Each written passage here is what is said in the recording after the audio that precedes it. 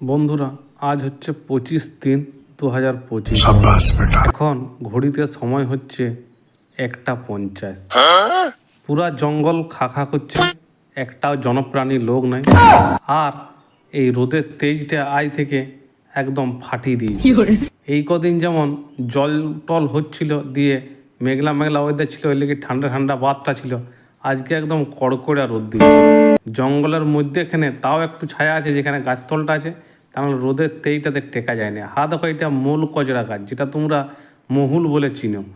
আর জঙ্গলের রাস্তাটা দেখতে পেয়েছো, ফাঁকা একদম পুরো। এই রোদের দুপুরে কেউ তো নাই, তাই একটা ভিডিও করে নিলাম আসার পথে।